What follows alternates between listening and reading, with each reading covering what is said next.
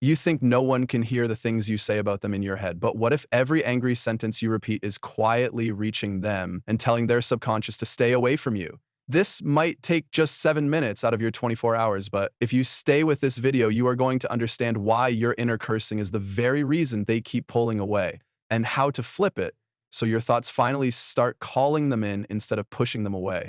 Right now, every time you replay how badly they treated you, every time you call them selfish, unavailable, heartless, or a liar in your mind, you are not just venting emotions. You are programming your reality and transmitting a signal straight to them. Your nervous system thinks it is protecting you by repeating the story of how they hurt you, but spiritually, you are standing with a megaphone at the level of imagination, shouting, "Stay away from me, stay cold, stay distant, stay confused about me." In manifestation language, that is thought transmission at work. What you assume and rehearse within yourself is felt by them as a nudge, a mood, an urge, and they respond to that vibe without even knowing why. Think about your own pattern for a moment. Maybe you get triggered by something they did in the past or by a story you see on their social media. You grab your phone, you stare at their name, and in your mind, you start talking to them.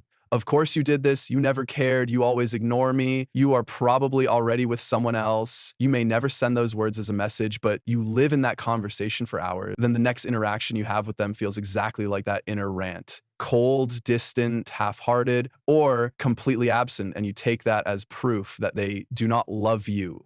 In reality, it is proof that your inner conversation is stronger than your affirmations, stronger than your scripted scenes, stronger than any technique you try for 5 minutes before sleep.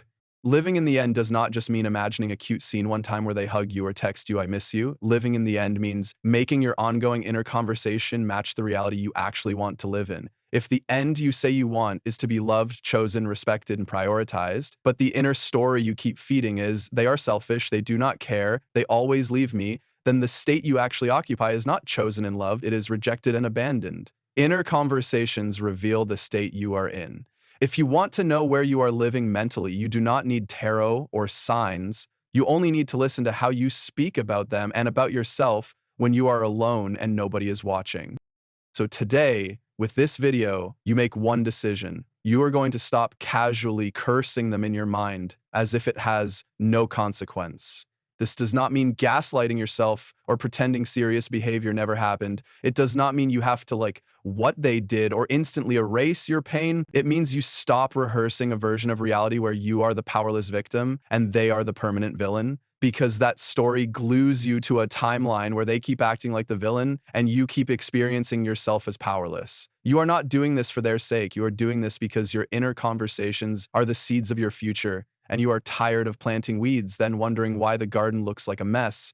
Step one is simple. Observe, not judge. For one full day, just watch how you talk to them in your mind. Notice how quickly your thoughts slide into sarcasm, into "you will see," into "you never cared," into "I know you are talking to someone else." Notice how automatic the cursing is whenever you feel insecure or lonely. That awareness alone already weakens the pattern, because suddenly you are not lost inside the storm, you are the one watching it. When you catch yourself doing it, you do not have to panic, you do not have to scream "cancel, cancel," or feel guilty. You simply say inside, "This is the old story. I am not feeding this anymore."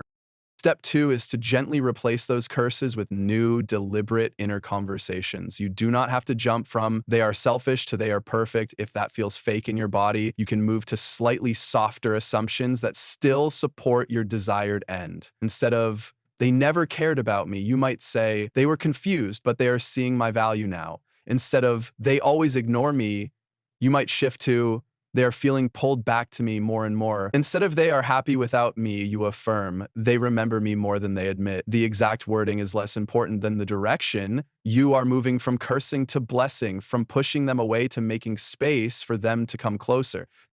At the same time, you must change how you talk about yourself when you think of them. A lot of people stop cursing the other person but continue cursing themselves. They say things like, "I am so stupid," "I am not enough," "I always get abandoned," "I am cursed in love."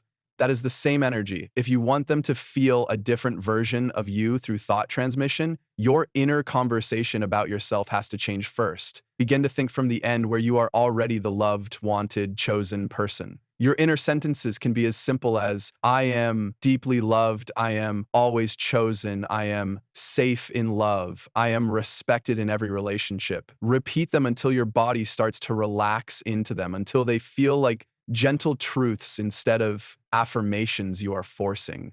Whenever the urge comes up to replay an old fight, stalk their profile, or imagine the worst-case scenario, treat that urge as a cue to step into your new state. Instead of going into a mental argument with them, go into a mental scene that matches your wish fulfilled. See them showing up kind, present, calm, and openly in love with you. Hear them say the words you always wanted to hear. I am sorry for hurting you. I choose you. I can't stop thinking about you. Feel the relief of being finally understood, finally valued, finally safe. This is not childish daydreaming. This is disciplined imagination. You are choosing to think from the end instead of thinking from the wound.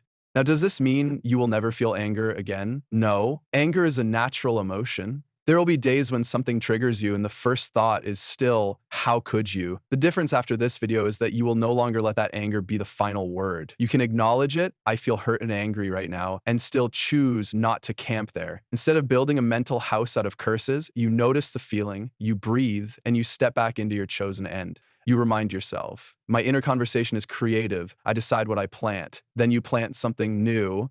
As you practice this, you might start noticing small changes, first in yourself, then in them. Inside, you may feel lighter, less obsessed, less desperate. The urge to check their phone, their status, their followers begins to soften because you are no longer feeding the story of being rejected. Outside, you might notice that they seem a bit more open, a bit less defensive. Or they randomly pop up after long silence. Maybe they apologize, maybe they share something vulnerable, maybe they just send a simple, hey, how have you been? These things are not magical rewards from the universe. They are reflections of a channel that is no longer clogged with curses.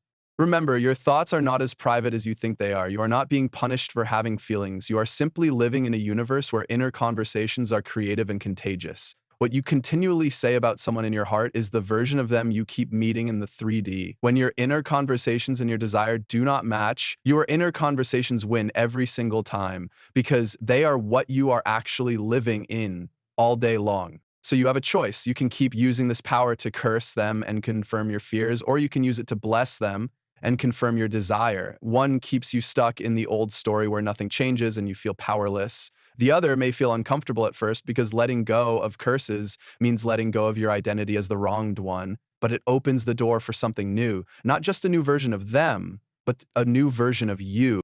If you are willing, make a small promise with yourself right now. For the next 7 days, whenever you catch yourself cursing them in your head, you will pause and replace it with one simple truth that supports the end you want. It can be, I am loved, and they are aligning with that, or our story is healing in ways I cannot see yet, or I am the one who is chosen. Pick one sentence that feels the most soothing and let that become your new automatic response. Over time, that becomes your new state.